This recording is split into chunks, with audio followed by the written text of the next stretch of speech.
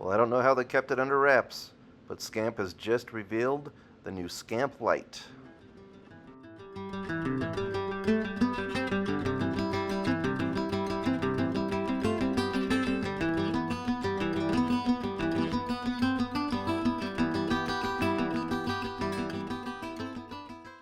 Let's take a look at the promotional video they just released.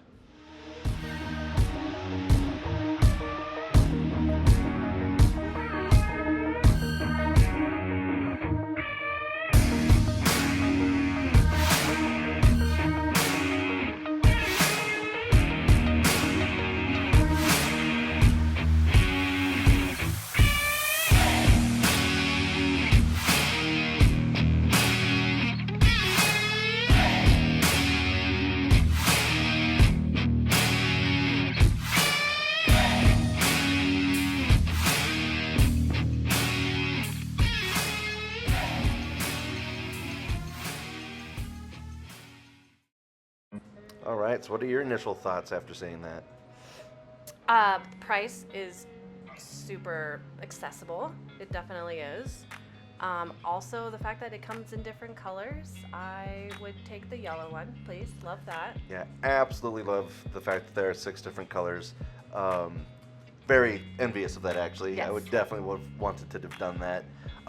The fact that it's about $10,000 cheaper than what ours would cost today also is a huge selling point for sure, but it is definitely bare bones. So one of the first things I noticed was the cabinet space missing. What do you think about the lack of storage up there? Yeah, I feel like we already fill up the cupboards every single time we go out, and so to have that missing would be a bit of a challenge for us. I mean, you can't cook in it. There's no stove, there's no sink, so that may cut down on some of the dishes. And I'd happily give up the sink. I'd happily give up water inside of our Scamp. We don't put water in our Scamp, but I love cooking inside. I really enjoy being able to cook inside. I agree. I think cooking inside has saved us numerous times, whether it be because of weather or it be because of, weather would be rain and wind has definitely affected us, or just the laziness about wanting to go out and build a fire outside. The indoor stove has definitely helped a ton on that.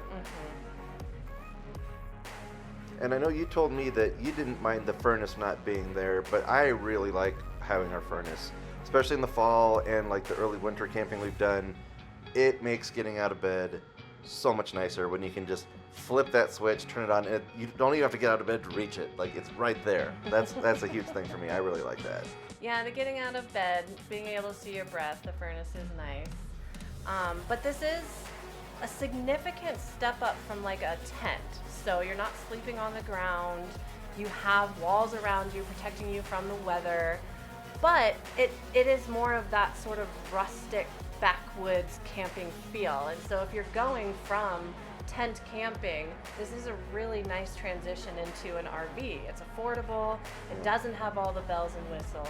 That's true. Without the furnace, you could still, if you're plugged into shore power, you could use just a small like ceramic space heater would definitely do the trick. It's well insulated. And if you're not, I assume we've all, maybe we haven't all, camped where you've got your sleeping bag that is rated for below 0, and that if I was in my 20s, 30s, I would definitely not mind not having the furnace. I love it too much now. Yeah, I mean, you can have, like I did when I lived in the alpine forest for a month in a tent.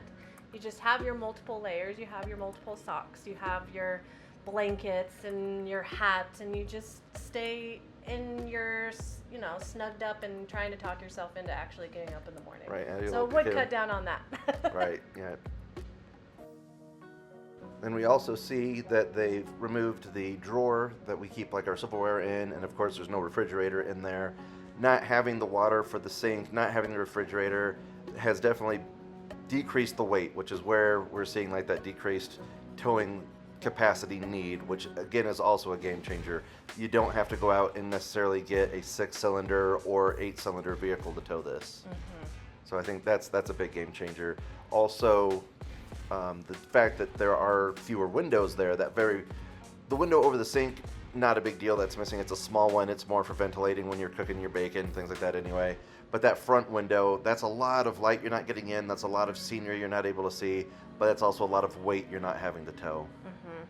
Yeah, I wonder with this light package and some of the changes that they made, I wonder if this Scamp, our Scamp can go almost anywhere, but I wonder if this Scamp would have the ability to go further in the back country because of its lightness and having, you know, a vehicle, like the multitude of vehicles that could take it out into the boonies. I wonder if that's something like spec-wise, if you could take it more places. Yeah, I would imagine so, as long as you've got really good tires. Some people, I think, do lifts on there so they can have a little bit more clearance, but honestly I think our clearance is pretty good. Some of the older Scamps, like the ones I've seen from the 70s and early 80s, look like they're lower to me than ours is. I've never measured one, I don't know that for sure, but they certainly look like they are. And I don't know if maybe the frame has changed over the years or if they've just started to sag a little as they've gotten older, like all of us do. Yes, can relate. One other thing I noticed is that it comes with the big bed, which for us has been huge. Literally. I stand at 6'1", about 250, 260 pounds, depending, and I feel like I'm about as big as you can be and still fit inside a Scamp comfortably. And if we did not have the big bed, that would be bad for us. But we also have two small dogs that insist on climbing in there with us, so that is a big difference. Yep. Any other last thoughts? Well, I think no matter what version of Scamp you get, it's still going to be the cutest camper in the campground. So you can't go wrong. Agreed.